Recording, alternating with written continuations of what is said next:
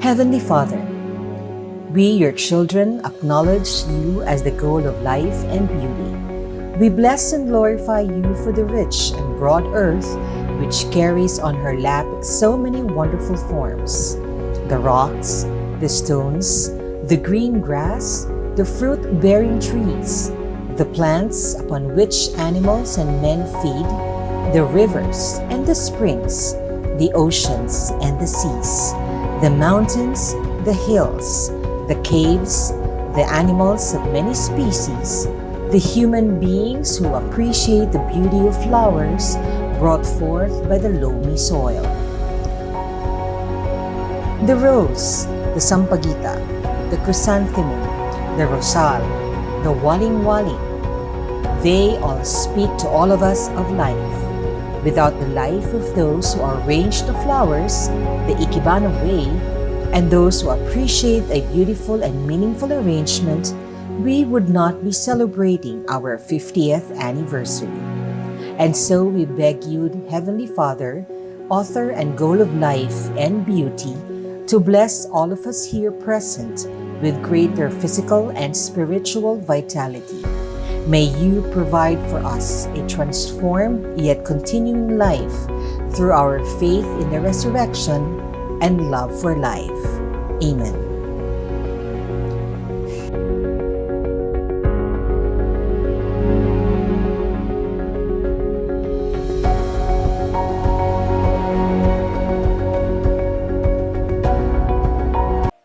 Greetings!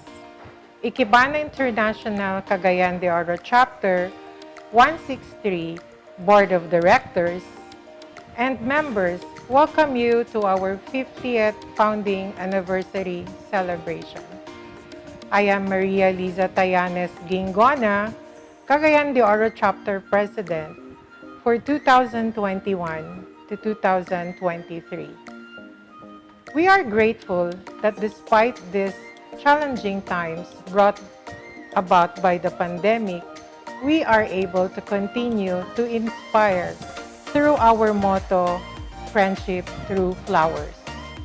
As an advocate of rich culture and traditions that are rooted in our collective history, I fell in love with Ikebana because it symbolizes the beautiful components of the natural world working in harmony. Since becoming a member in 2015, my life has been enriched by the different artists' interpretation of nature, and it is truly an honor to be part of Ikebana International. Our milestone event highlights the history of our chapter, our members' demonstration, and Ikebana in the next 50 years. Ladies and gentlemen, we are proud to present our video production titled Blooms of Legacy from Seeds of History. Thank you very much and enjoy.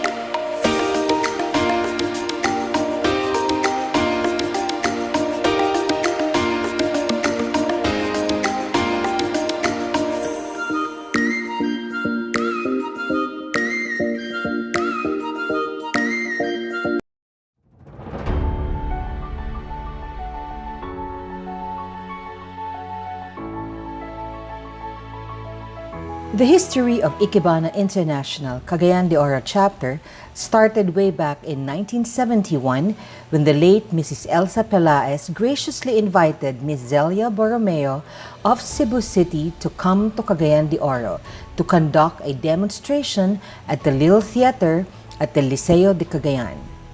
The response of the public after the demonstration was so enthusiastic and encouraging as the public felt and realized that Ikebana is not only a beautiful and colorful arrangement of flowers, leaves, and branches, but rather a classical Japanese art revealing the deep and close relationship between man and nature. Ikebana International is an organization of all Ikebana schools in Japan. Now here in Cagayan, it was founded in September 1972. We still have 2 founding members and alive. And the oldest one is 100 years old. Now this is Mrs. Paras. And there is still another one. Now I am we call it the bridge of the young and the old. Now I came in 1977 and so that means to say we're only 3 that are still alive.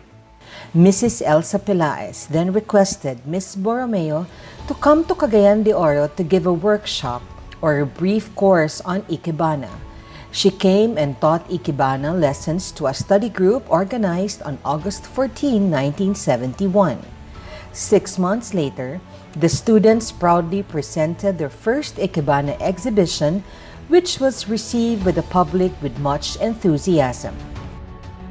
The Ikebana seed that was planted in August grew. On September 1, 1972, Ikebana International Cagayan de Oro was formally recognized as a chapter by Ikebana International Tokyo headquarters. It was the 163rd Ikebana International chapter, with Mrs. Elsa Pelaez as the founding president. There were 19 charter members, namely Elsa P. Pelaez, Alice A. Trinidad, Elsie R. Escobar, Rose M. Borja, Carmen L. Tamparo, Sara P. Borja, Felicissima Dacudal, Lourdes Maria Lavinia, Seferina Mosqueda, Victorina Paras, Leonie Malferrari, Josefina Luspo, F. S. Dincong, Esther Causin, Arlita Rivera, Dulzura Fernandez, Remedios Vamenta, Esperanza Vacasa, and Remedios Ojas. Luckily, I worked so hard and I really tried my best that Cagayan de Oro will have a certified Ikebana teacher, and I happen to be the first one. And I am an Ikinobo certified teacher, and I'm very proud of our members because they are hardworking. When I have so many future teachers here in Cagayan, and I'm very proud of them. They know how to explain, and it will be proven by the video that we are going to show to you. The organization's main objective is to stimulate, cultivate, and perpetuate the beautiful Japanese art of flower arrangement and to bring friendship through flowers. The chapter has grown much in the last 50 years, and it will continue to grow in the future, spreading the beauty of Ikebana and the spirit of friendship through flowers, not only in Cagayan de Oro, but throughout the world.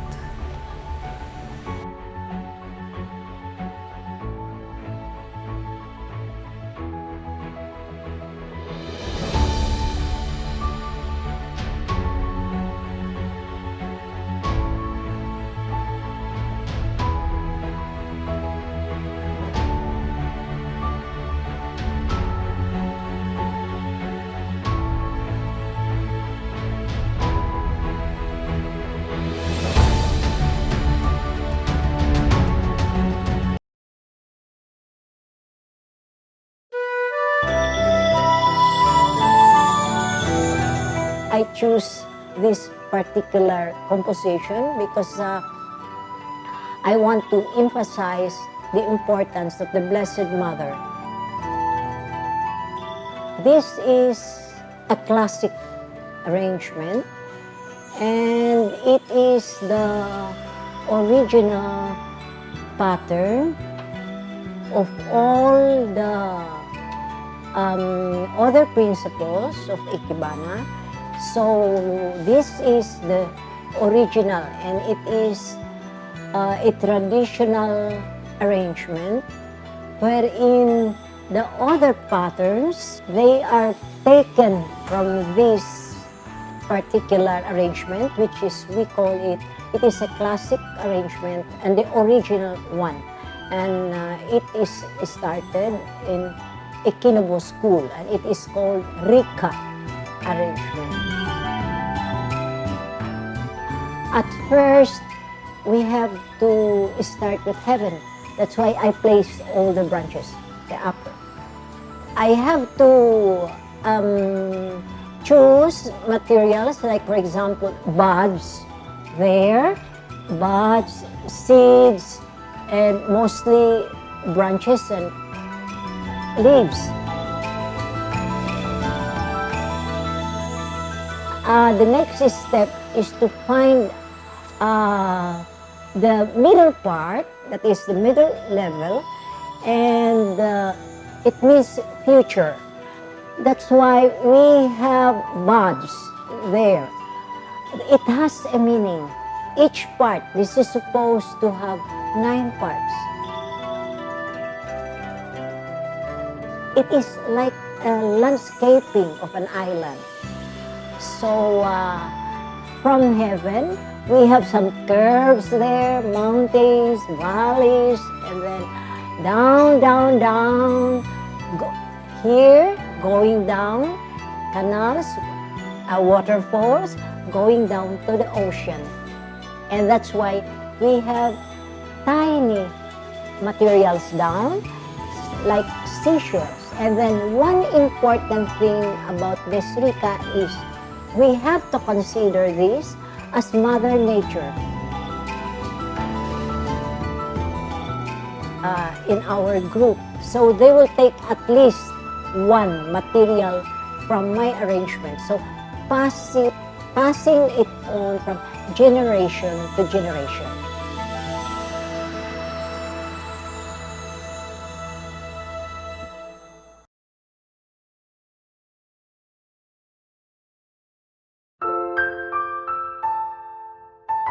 The concept of my arrangement is continuity, passing on of a legacy.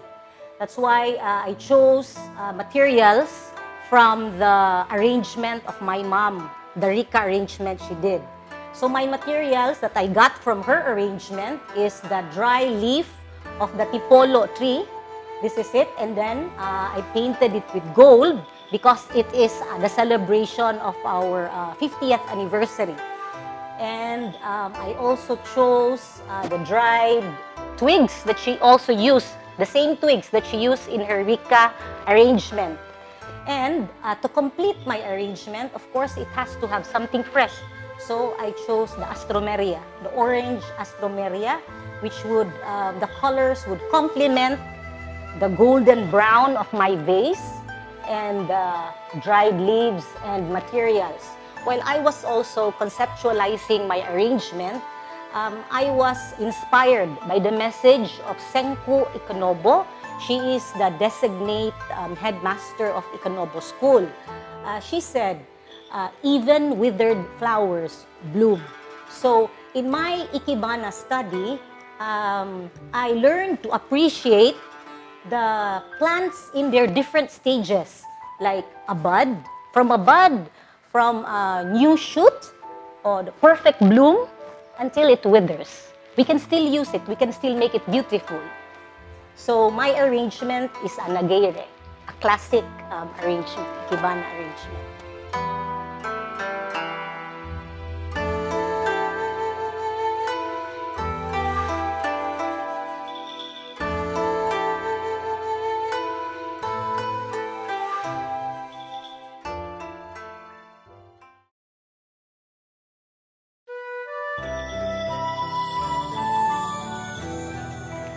Hi, I belong to the Legacy Group, and my arrangement is has something to do with my mother, who is or who was a past president and a founding member of Ikebana International Cagayan de Oro chapter.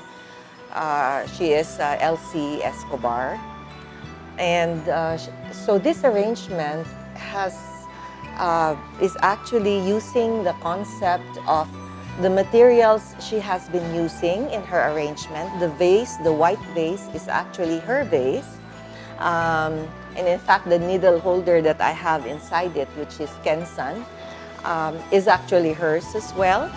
And I am using her favorite materials. One is a driftwood, and the other one is this creeping juniper. This is this green plant. In doing this arrangement, I first have to place the vase and added the driftwood and make sure that it is secure, as I have to just put it over the vase. And then I added the creeping juniper because this is the one that carries the lines. And with that, I added the berries. And the last one are what we call the ashirai, or the fillers. And I use the caladium as the fillers. And the materials I have used have also were also taken from the arrangements of the Legacy Group, which is Rika, and which was done by Sensei Tilo Aberastori. And she used a part of her arrangement, this berries, or it's known as Carissa calanda. So, and of course, the creeping juniper that I have here, and the other material that I have is this caladium to complement the whole arrangement. This is a freestyle arrangement, and in freestyle, the use of materials is also open, and except that in Ikebana, we always maintain, showing lines and space, and that's basically what we have here, incorporating the legacy from my mother and some of the materials that's coming from our first arrangement of this group.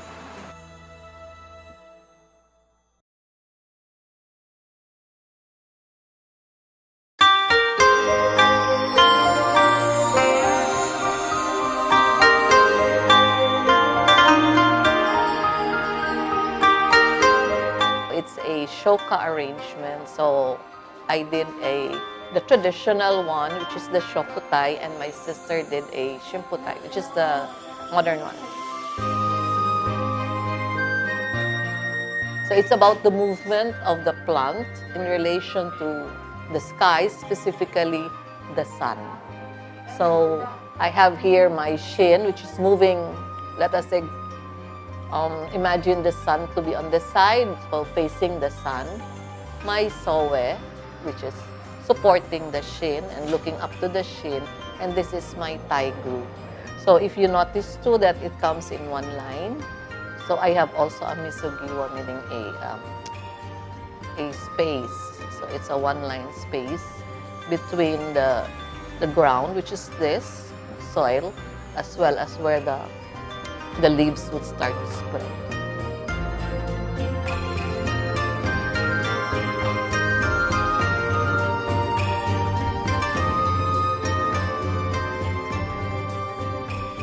In Shimputai, you have only two main parts. So that would be the shu and the yo. So I used corn plant as my shu and then the flower as my yo, which is responding to my shu. So in Shimputai, Shoka Shimputai, the yo is supposed to support or respond or contrast to the shu. So it's like the materials are supposed to contrast from each other. So I have the long leaves of the corn plant, and the flowering shrubby white vein. And then I also have the ashirai, which is the iris, which makes the arrangement whole.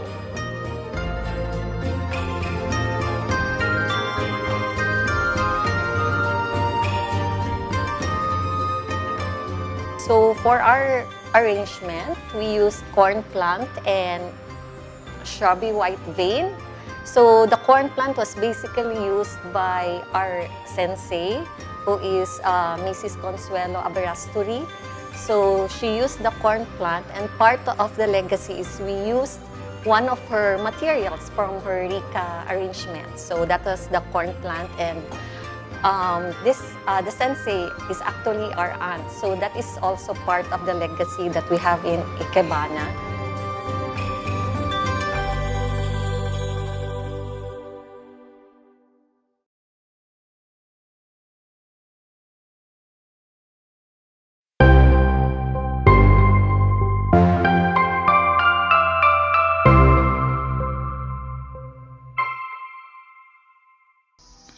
Dear President, members of Ikebana International, many congratulations for the 50th anniversary of Cagayan de Oro chapter. I'd like to express my sincere gratitude to you and your chapter members for your wonderful accomplishment through our motto, Friendship Through Flowers.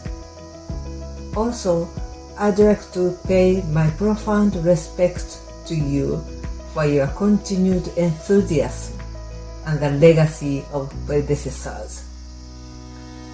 Over the last 3 years, we had a challenging time due to the pandemic of COVID-19, and our activities are greatly restricted. Moreover, the number of people who practice Ikebana has been decreasing. However, Ikebana has charm to attract people. Only one or two stems of flowers can make us happy. I'm sure we can show young people how interesting it is to express ourselves using flowers and plants. Recently, many face-to-face activities have resumed, and I had chances to see interesting demonstrations by Iemotos and Ikebana exhibitions. I have a feeling something new has started occurring in Ikebana world. Ikebana has a long tradition, but at its beginning, many Ikebana artists were avant-garde. It is important for us to keep the fundamental spirit of Ikebana, and at the same time, we should adapt to the change of the society. Let us carry on the tradition of Ikebana, pass it down to younger generations, and create a new tradition for the next 50 years. Thank you again for organizing this special program. I wish you and your chapter all the best and a bright future. Thank you.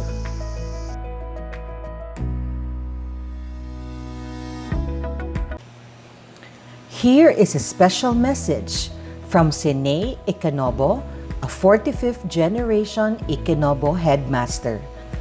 To Mrs. Maria Liza T. Gengona, the President, and members of Ikebana International Cagayan de Oro Chapter, I am very happy to offer my congratulations to Mrs. Maria Liza T. Gengona, the President, and all of the chapter members on the occasion of the 50th anniversary of Ikebana International Cagayan de Oro Chapter. I am very glad to hear that every member is learning Ikebana with enthusiasm, and the Charter will celebrate the anniversary year. I believe that it is difficult to promote Ikebana in Philippines because the culture and custom is different from Japan. I would like to express my sincere gratitude to all the contribution that the chapter made for so many years. I hope that the chapter can share the beauty and spirit of Ikebana with more people in the Philippines in the future.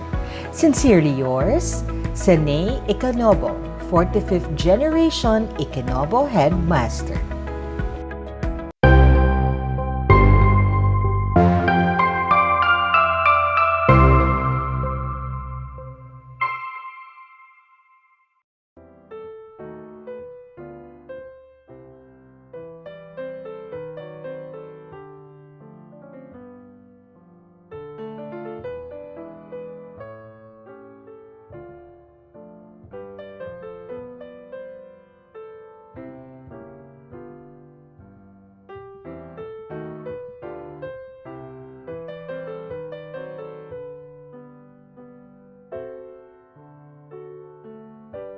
I, I've been, during the 70s, I've been having so many flowers in the garden. So I usually arrange every Sunday morning. That's before breakfast. Because on Sundays, most of the children, they come for breakfast. I used to work in Clarkfield, but I usually have a garden around the house. So I arrange flowers for the house. When they told me to join, I did.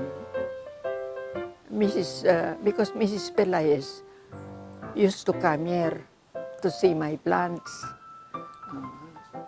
And then when the sister of Father Borromeo came, she just stayed with me. She's teaching. Yeah. We have Tilo, we have Kim, we have Alice, then we have Pipit Tamparong, she's already dead, and Inday Lavinia, she's also dead already. But most of those who died, they died during their 80s. So I'm the only living with almost 102. When we started arranging in Ikebana, it was the simplest method they teach us. So there are so many schools in Ikebana, Ikenobo, Ichio, and there's another one. There are so many schools in Japan. So we usually have Sugetsu and Ikenobo. Those two, we always get news from Japan. They send us booklets. They sent us magazines made in Japan for Ikenobo, for the different kinds of arrangement. That is twice a month. Of these teachers in Japan, they come and teach us. It's very nice with them because if there are teachers from Japan, they come to visit us for several days. We do arranging we go to different establishments, and that's where we arrange. Centrio, our arrangement are published. The whole day we stay there and arrange. They love to come here because I have all the plants they need. They will not bring flowers anymore. They'll just use what are. We have the santan. We have different kinds of flowers. We have all the orchids that they need. We have the roses. Even during fiestas, you know what? Usually in front of the school, we have arrangements shown. I was lucky I was a member, so all the enjoyment that we had going from one place to another with them. Sometimes we travel in groups. We go to Daylayan with the members, and they enjoyed it there. Tilo has a garden there. I feel okay. I wish I don't want to work in the kitchen anymore. So I'd rather arrange flowers. Usually every morning. I do this once a week now. Usually on Sunday morning or Saturday morning. And the arrangement will last for a week. I have to arrange flowers for my husband and my son who are dead already. So every week, I have to go there to Green Hills and make arrangement.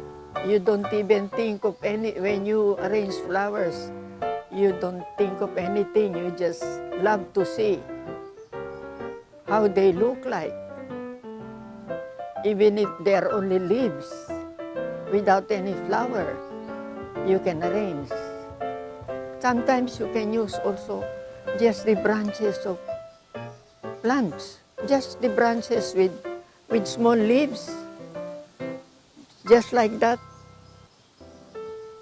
Then just put another three branches will do. You know what? I miss most of the early members because most of them are already in heaven. I've been enjoying we go to different places in groups and we enjoy. I'm happy. At least in Ikebana, you will not be thinking of anything. You will be thinking only how the plants will give you happiness during arrangement.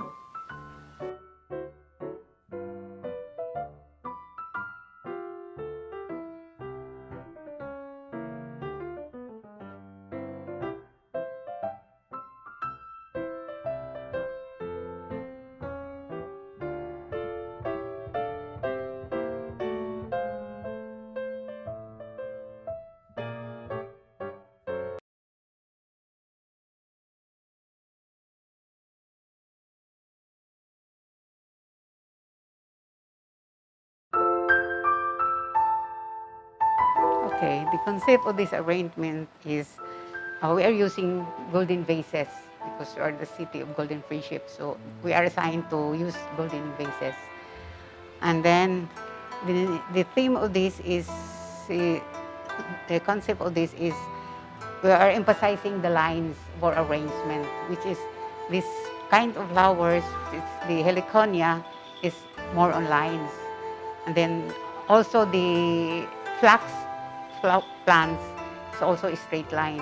That's why we are using this. Plus, to minimize all the lines, we have put some what we call it, big leaves to emphasize that the lines is up there. I think this is a freestyle arrangement. And then we did it. We are 5 of this, no? We are 4 members of this group. And then each one of us has assigned each vase. Then after all, we have to join all the 5 so that we can see all the concept of this.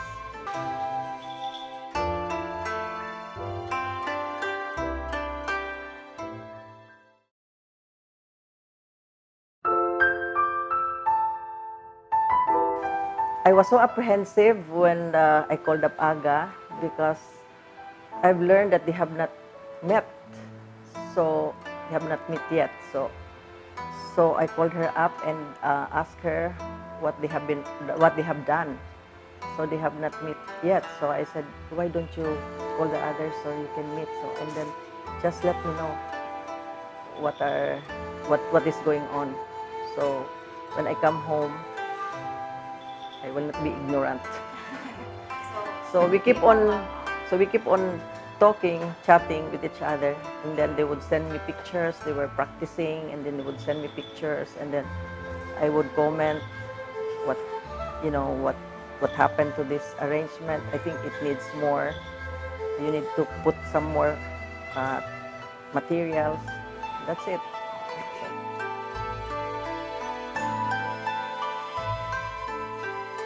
I'm so happy. After a long time, I've been away for 2.5 months, but then I have not attended the meetings because, we cannot meet face to face. So I'm just so happy to be with them and join this meeting.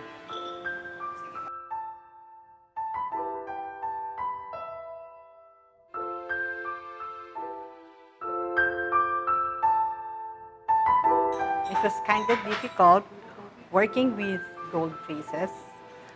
At first, we chose Cadena de Amor, and we found out it did not go well with the golden faces. And then we chose Gerbera, and it did not also go well. And finally, as a group, we decided to have Heliconia. Our teacher suggested also that we do straight lines for our arrangement. And the Heliconia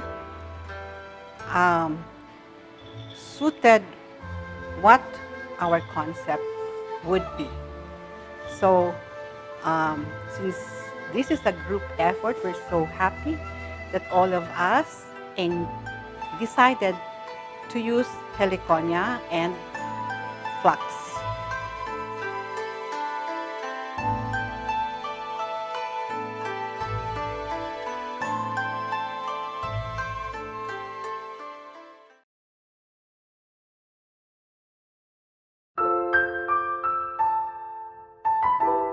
Different. I mean, it's not common.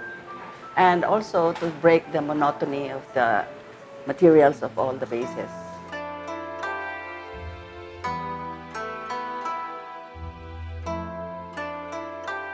Oh, because you chose this plant. Commonly, locally, we call it butterfly. Because it to honor the promise of the founder of the Ikebana International. She will be with us in the form of a butterfly.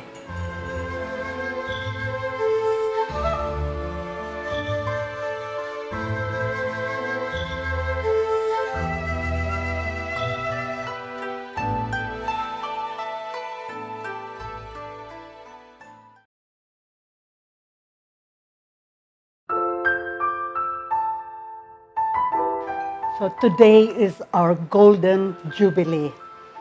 And to honor this august age and to commemorate this wondrous occasion, we chose 5 members of Ikebana to form a group and name it the group Golden Vases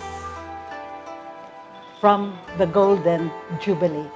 Now, as you can see, all of us use the same materials. We used flax and golden photos to connect all the vases to give it a harmonious relationship, because in Ikebana, our motto is friendship through flowers. And also,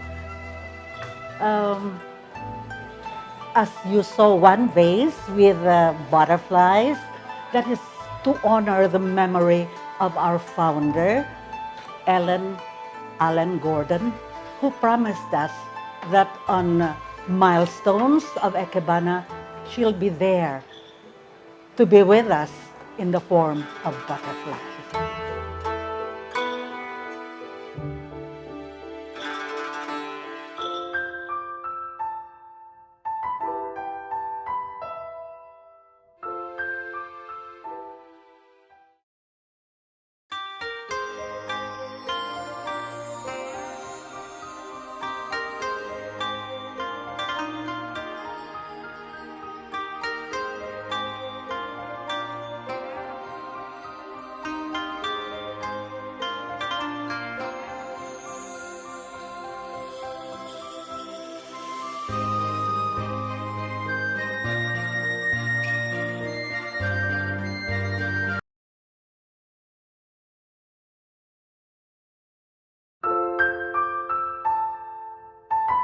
The concept there is really the experience of the artist incorporated into the work, into her Ikebana work.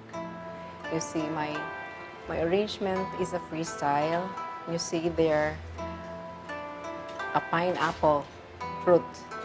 Now, when I came to Cagayan de Oro and live in Cagayan de Oro, I learned the art of peeling the pineapple and enjoying it, because we have a different way of peeling it in the other region.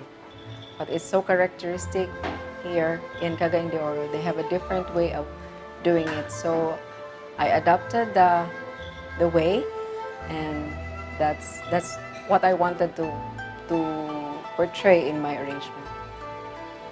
These are just very simple materials. I use the flax, the monocot flax to appreciate the lines, and then the golden mum, and then the pineapple itself. There are just three and one rose. We are celebrating our 50th year, so it's golden, and so I depicted the golden part of our celebration in my flower, in my hikay. And then I belong to the accessories group, but when we planned it all up, we wanted to identify our group so that we use the bamboo. The bamboo is very resilient and it does not easily break, and so it expresses the resiliency of the people in Cagayan de Oro. So this is the bamboo, this is the accessory, and I have a wooden vase. The freestyle arrangement does not have much rules to follow. You just have to identify what important part you're going to make it stand out. And then you see here the vase is not the ordinary vase that you use in Ikebana. So because it has much freedom, the freestyle has much freedom, so I use the vase to wrap it all up. This is made up of iron wood, which is characteristic of our region. It grows only in our region.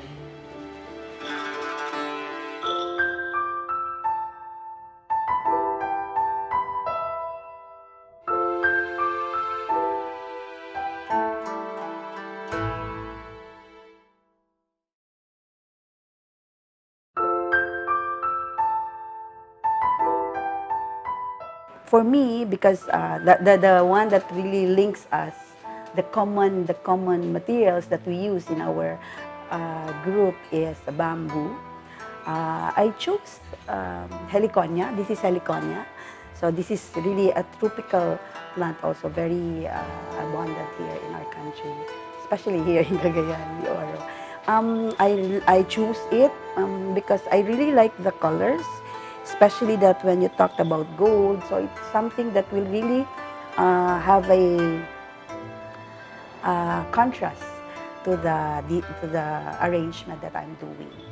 And the familiar or the common materials that we also use is bamboo, because bamboo is the one that really represent Cagayan de Oro's the kind of people here in Cagayan de Oro, that in spite of all those calamities, challenges, we were able to sustain because we are resilient, just like our Ikebana. We've been 50 years. We are in our 50th year, and it shows that our chapter here really stand for the past 50 years. So we are resilient. We are proud to be resilient. When you're into freestyle, there's a lot that came into your mind. Like, you cannot really say that that's it. But when you're already there arranging, another ideas will come in. That's why it's freestyle. So, for me, actually, when I conceptualize my arrangement, I really did not expect that I'll come up with this. Even last night, I practiced together with the group mate. But come this morning when I made my arrangement, so it seems it's a bit similar, but it's not really the way that it is, because yeah, that's why it's freestyle. So there, it's because it's a freestyle. So anything, there's no really rigid steps. Like anything that would really come to order on, it depends on the arranger what to do next. Unlike other strict principle, like if you do some the strict principles of Sugetsu style, I have to consider first my sowe, my shin. So I have only two here, so it's two kinds of three materials. So it's more on that kind of approach.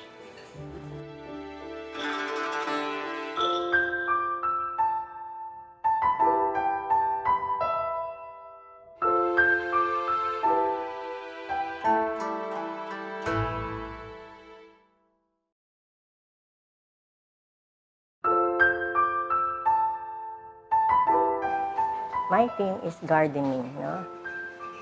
In this time of pandemic, I have noticed more people engage in gardening, whether for food or for happiness.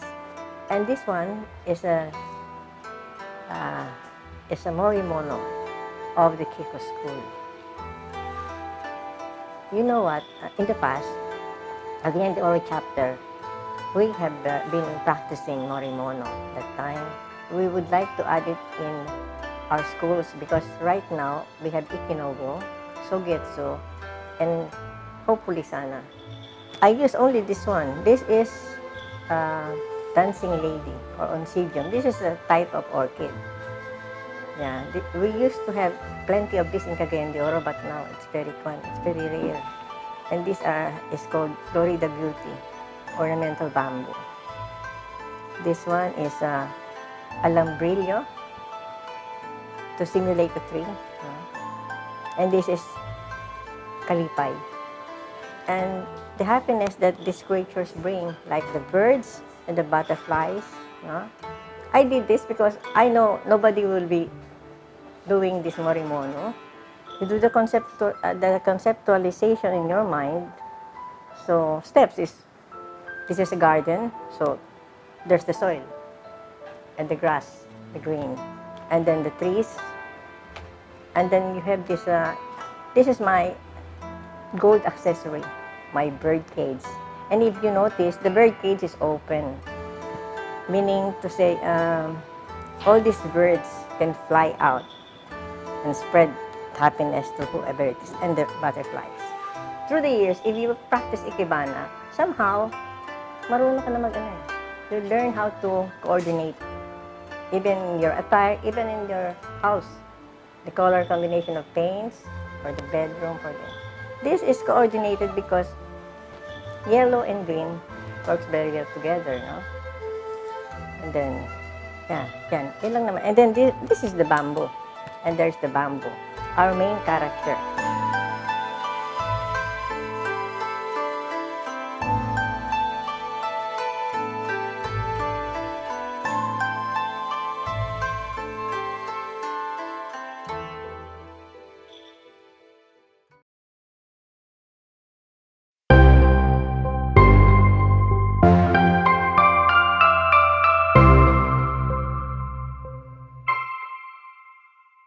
Heartfelt congratulations to Cagayan de Oro Ikebana Chapter 163 on your 50th founding anniversary from Ikebana Manila Chapter 108.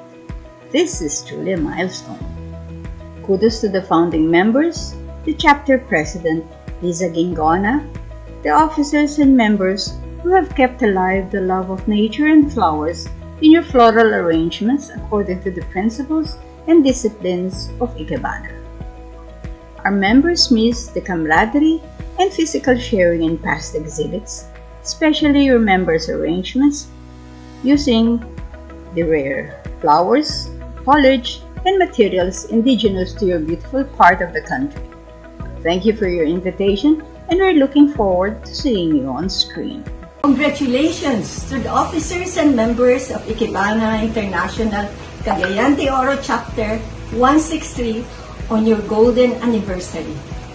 The Sugetsu Manila branch wish you all to have more wonderful years of arranging the many flowers you can find in Cagayan, using the principles of Ikebana.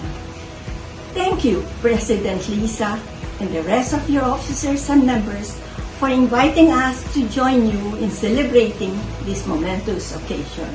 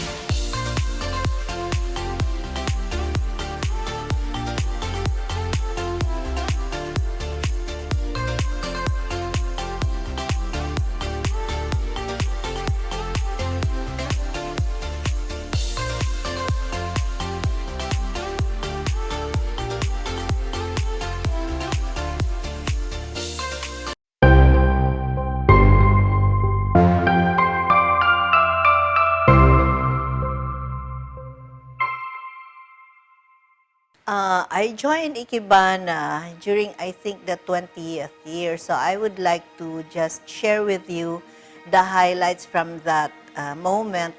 But I know that it should be the first anniversary, the 5th. Usually we celebrate it every 5 years. So on the 45th, we had our Sapphire anniversary.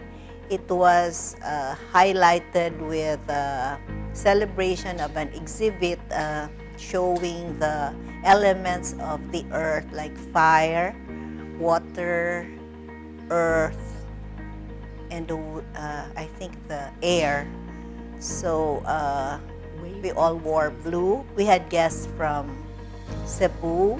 This one is very nice too when we celebrated our Ruby anniversary. That was our 40th at Centrio.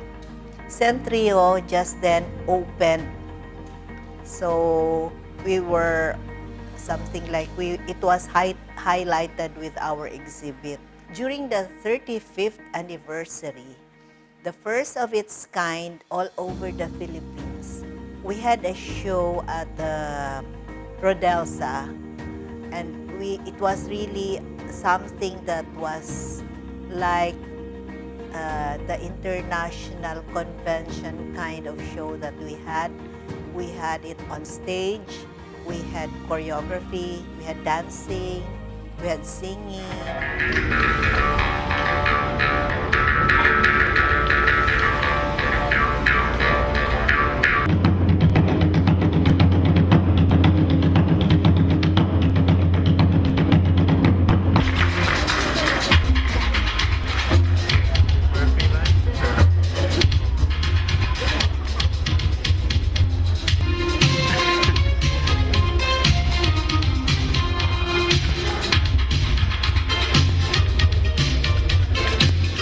And then it was unique in a way because some artists from Cagayan de Oro were also featured, incorporating it with our own kind of art, the art of the flower arrangement. The 35th was really something that I could really remember how we rehearsed. That was, it coincided also with our title, like Turning a New Leaf. Ladies and gentlemen, the ladies of Ikebana International, Cagayan de Oro Chapter 163. Consuelo Abelascoli, Evelyn Clavano, Teresa Elioso, Lourdes Lavinia,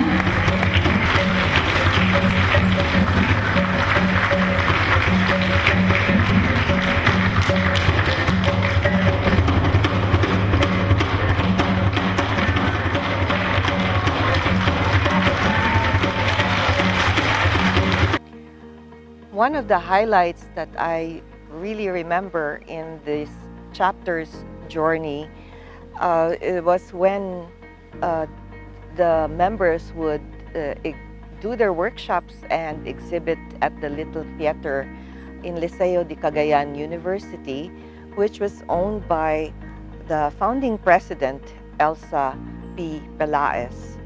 I used to join my mother, who also a founding member, Elsie Escobar, who would be also doing her arrangements and exhibit at this little theater. Another highlight of the chapter was when we had the honor of having been represented in the 11th World Convention of Ikebana International in Okinawa, Japan in 2017. Our very own member, Miss Teresa Bing Celdran, was invited to do a demonstration. And in 2018, she was also invited at the Asian Regional Conference in Hong Kong. Aside from exhibits and demonstrations, the chapter was also given the opportunity of being able to participate in demonstrations and lectures from visiting professors in Japan. And aside from this, and aside from all of this, the members have also been doing other activities, such as doing a plant exchange activity. We did some outreach programs into communities, usually during the month of December or Christmas, wherein we share our bounties with the indigent communities.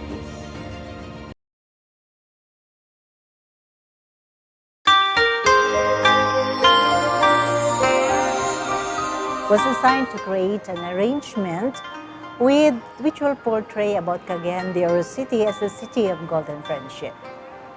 Cagayan de Oro City was named the City of Golden Friendship because visitors coming to Cagayan de Oro and visiting Cagayan de Oro feels the warm, welcoming smiles of the locals, no? The utmost hospitality of Cagayan de Oro folks. So we were able to come up with an idea of incorporating the mozzarella. We are also lucky enough to have someone loan to us this miniature mozzarella, symbolizing, this is a symbol of Cagayan de Oro, our city. The very colorful mozzarellas is a way of depicting our city of golden friendship. We use the wheel of the mozzarella as our item of interest in our arrangement. No? This one is the mozzarella. See that? These sunflowers, these happy blooms are symbols of adoration and loyalty, both of which are essential aspects of being a good friend. And we also have light yellow roses there. They symbolize friendship, happiness, and new beginnings, and are the perfect way to rekindle a friendly relationship. We ordered them in Cathedral, in San Agustin Cathedral, the flower shops there. And for our fillers, we have this gypsophilia, this or baby's breath. This is gypsophilia. And we also have the goldenrod, this one goldenrod. And we use the philodendron for the leaves and the dracaena for the leaves, meaning connecting. Our arrangement is connecting. It is about friendship. So it's connecting. The wheel is connecting around. And so friendship is like, even if you are far away, even if how old you are, young or old, we always get together and we always connect with each other. We used sugetsu in our arrangement. We arranged individually. I arranged this, Miss Erna arranged the sunflowers, and we used the golden vases of Miss Erna here. And after arranging individually, we put them together to make one whole composition. And that's it.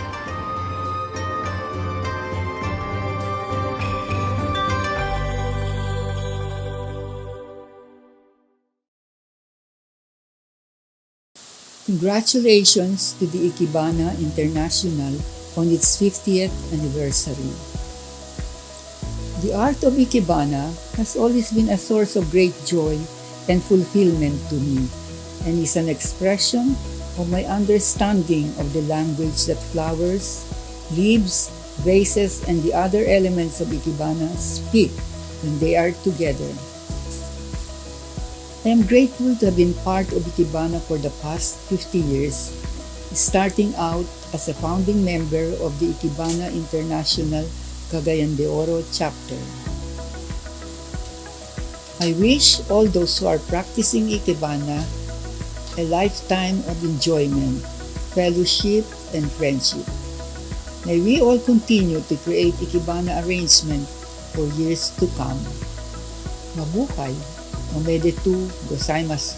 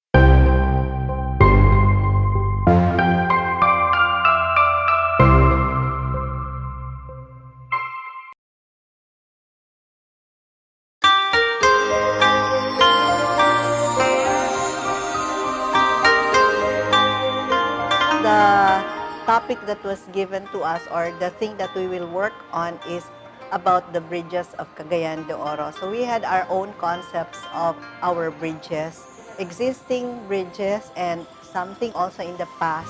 So it's Shoka Shimputay. It's a traditional one. I place it first here with my Lazy Susan. So this is we have the center or the focal point. So I made my focal point the lumbago, and then we have something that complements it.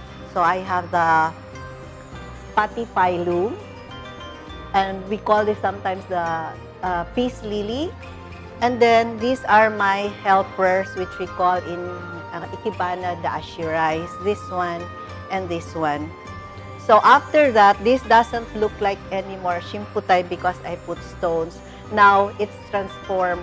It has transformed into a freestyle because of the stones. I place it particularly here because this is supposed to be the edge of the bridge, and this is supposed to be the bank. And then the tree goes like that, being reflected on the water.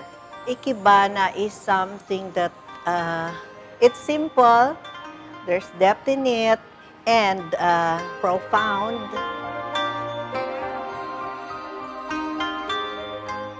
Steps to do this, actually choose a material and then define it as your master. And then the next one is choose a material that complements your master. And then, because in Shoka Shimputay, you have those two main materials. And then the last material will just be the ashirais or the helper. This is lumbago leaf, no? So that's the flower, the leaves. And then this is patifilum, peace lily. And then this is maho, which is related to this. Both are hibiscus families.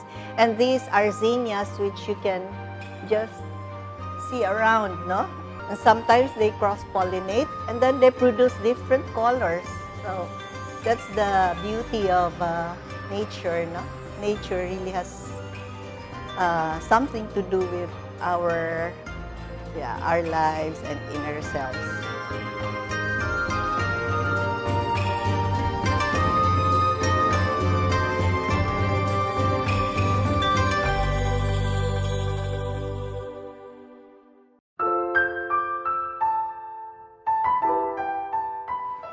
The concept of my arrangement is like what Bing Seldran mentioned a while ago, the bridges of Cagayan de Oro City. I use glass vase because I use my imagination. So this represents water of the river.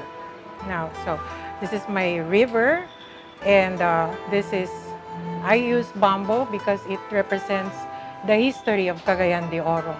The first bridge in Cagayan de Oro was made of bamboo in 1888, and it was called Carmen Bridge, and now Isalina Bridge. Yeah, so that's why I'm inspired with because bamboo is also my favorite material. So I'm also lucky because I was able to harvest a golden bamboo from my garden. And I use Vanda orchids. This is the common Vanda orchids. It's one of my favorites. So, and then this is Pandamos leaves. And our common material, the common group material, is the lumbago branches. Actually, my husband helped me with with the bamboo. So he has tools, and then he was the one who cut this, and he made a hole to put the materials and go through the bamboo, the body of the bamboo, and then it will reach there in the water. So this is what happened here. So this is the finished product. It's a freestyle sugetsu arrangement, and the principles is the This is the mass and lines. So this is my mass, which is my focal point, the orchids, and these are my lines, the pandamos leaves. And these are my helpers, our common material, the lumbago branches.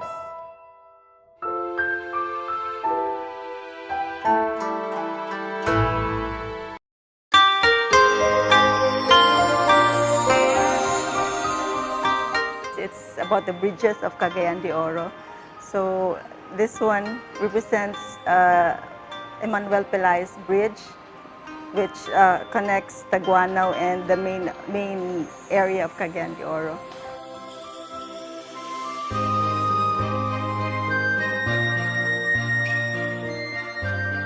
I used agapanthus. It's a kind of lily, and this is the agapanthus flowers, and our common material, which is the lumbago branch, and the lumbago leaf, and the lily, which it's like it acts as the ashirai of the arrangement.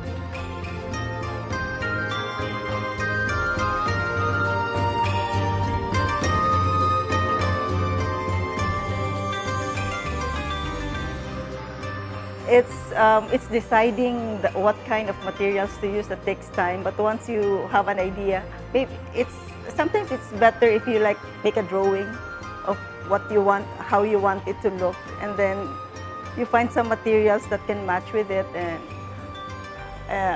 choose materials that can complement each other. Like you have like a surface, and you have mass, and you have lines.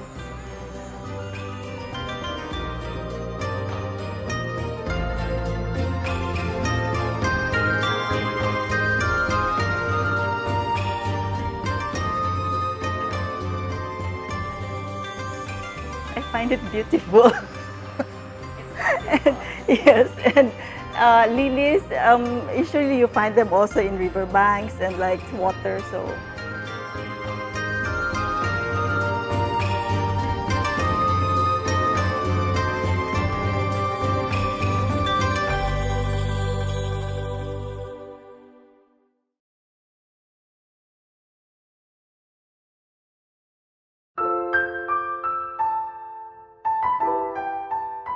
My arrangement is a representation of Maharlika Bridge of Cagayan de Oro.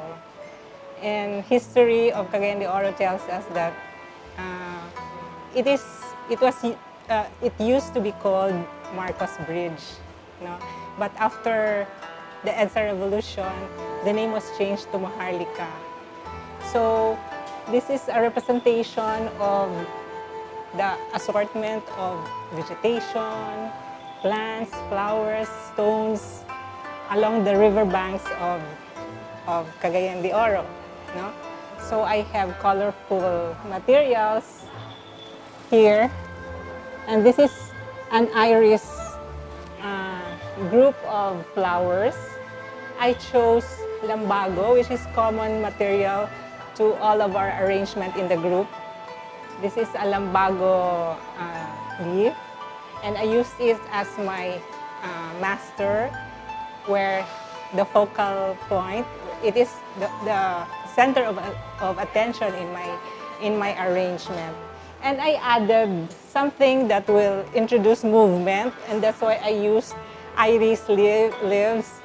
And then, of course, this is my hikay group to complete the arrangement, to complete the beautiful picture of my arrangement. And here I used cashmere bouquet as my attraction to my arrangement. And I added a citrus fruit to add color to the whole arrangement. And this is my crepe myrtle or milindres material. And it will act as my sheen, a master actually I used for my arrangement. And I added stones to connect my one arrangement to the other arrangement. I applied freestyle to reflect the kind of personality that I have, free and fun.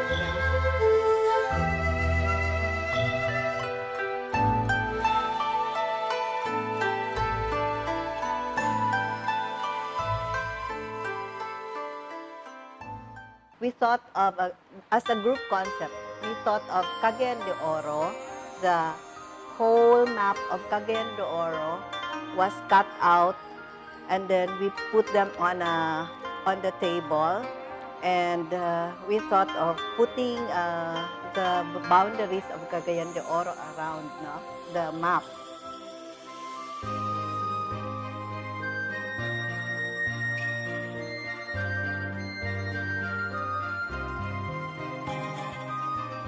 So that's the whole concept. Unifying factor first is the map.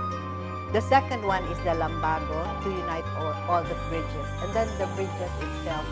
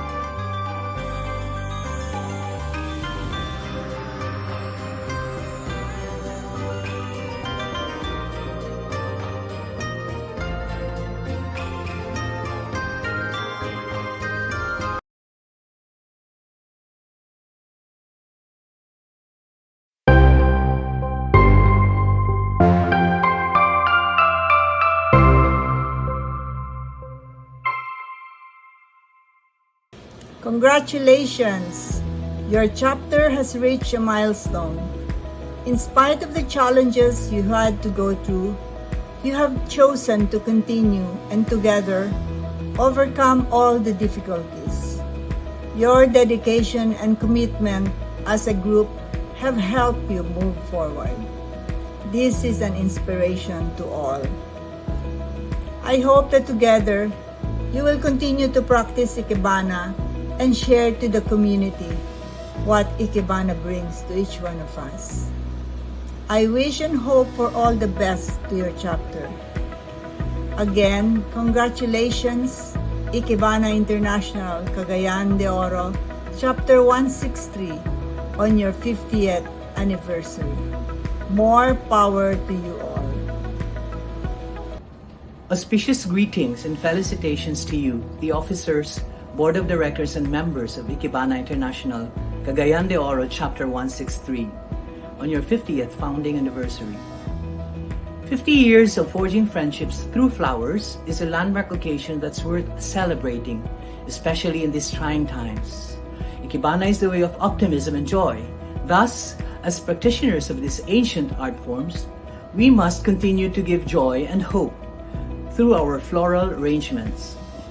We all understand that the flower that blooms in adversity is the rarest and most beautiful of all. Thus, like the magnolia flower, which represents gentleness and perseverance, may Cagayan Chapter 163 continue to flourish and inspire. May the celebration of this propitious milestone encourage everyone in the world to keep going when faced with challenges. I'm Oj Hofer of Ikebana International Cebu Chapter 145.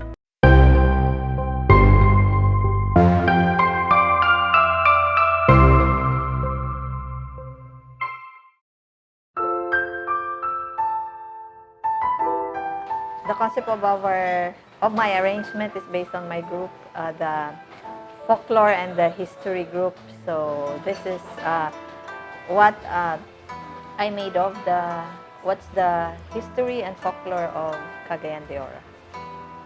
The flowers that I used were mumps and giant golden photos. First, the giant golden photos because it's a big leaf and it will match with the vase that I used here. It's a big fish. And I used fish because that's what is the legend or the folklore of Cagayan de Oro is based on. This vase, I borrowed it from my sister. So I saw it in her house and it's on the table. So, when I saw that one, I remembered when I was included in the group. So I thought about it. And these pebbles, because the fish is in the river, so I just used the small pebbles and this mirror represents the water.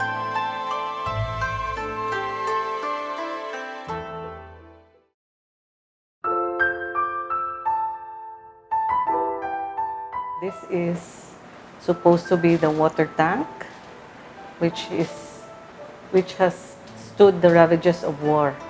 Okay, so that's the concept here, that water is life and it is a necessity, but it has also beauty as well as danger. So in order to emphasize beauty, I had these flowers arranged underwater. Okay, because the tank is beautiful inside and out. This is the dancing lady. Okay, because the water tank is closely in the vicinity of the yellow flowers in the park. So this is the pothos, and then I also use the shrubby white vein, the flowers of that plant. It actually comes from my mom's garden in Bukidnon. But it's beautiful, so I use this. It gives a lively depiction of life, and there's color in life, as well as grace, if you can see. This is actually a tall base, so it's nageri, supposedly, but this is freestyle. This is freestyle because there's floating flowers on the water. So it's freestyle because you depict your own feelings and your art. Alright, so you put in the water and then put a bar. You cannot see it clearly. It's hidden there because that's where you attach the flowers. So you arrange the flowers and then that's it.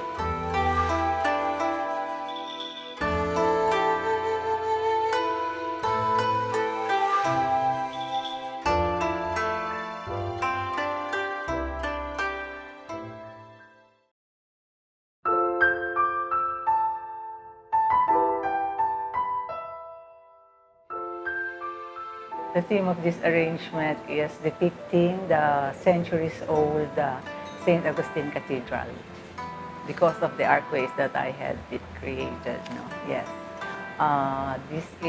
We are a religious, very religious province, so it's but ideal that we have the cathedral as one of the subject matters that we depict.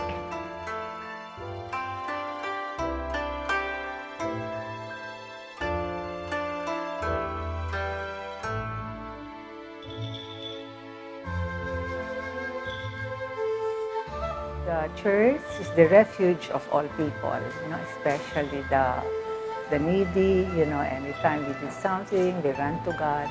So I made use of materials that are easy to find, even in the vicinity of the cathedral. So the materials I chose are the baby's breath, and the Chinese bamboo, and the lavender baby's breath, and the shrubby white vein. Yeah.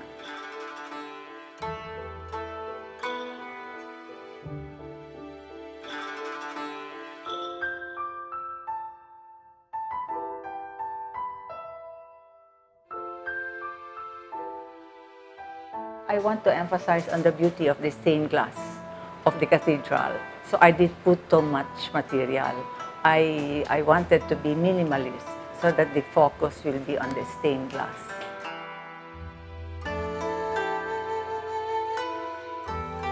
I have a lot of materials at home, pero after creating an arrangement, it doesn't seem to to complement it.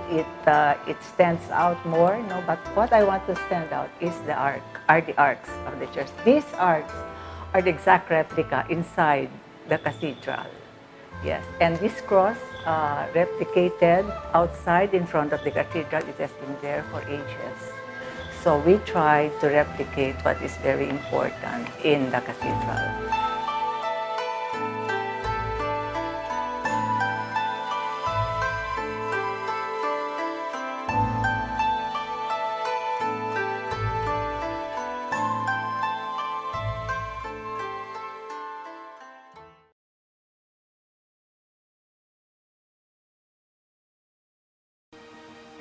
The future of Ikebana? Well, the society's activities have been geared all through these years to introduce the art of Ikebana to more people, especially the young. These past 2 years, we have been shown many ways in which the internet can bring us closer. The members have learned to use the Zoom, the Instagram, and the Facebook. And in these venues, we have been able to drum up more interest in Ikebana. So hopefully, soon, we will be able to hold face-to-face workshops and perhaps hold big exhibits in bigger venues. And lastly, we hope to be able to present again, as we did on the 35th anniversary of our society, a full show on stage exhibiting the art of Ikebana. See you in the future.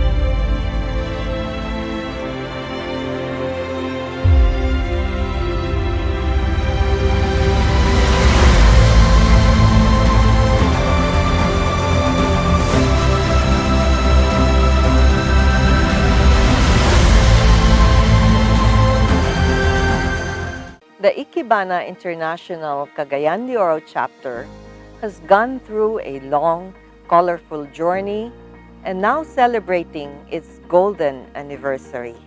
With the global pandemic, the decision to celebrate this through a video production participated by all members was unanimous. While Ikebana is a Japanese art, our flower arrangements is against a backdrop promoting our beautiful city of golden friendship. We thank Ikebana International Headquarters and other chapters for giving us this opportunity to share with you this golden celebration. To our members and to our creative production team, thank you for all the hard work as we continue to promote friendship through flowers.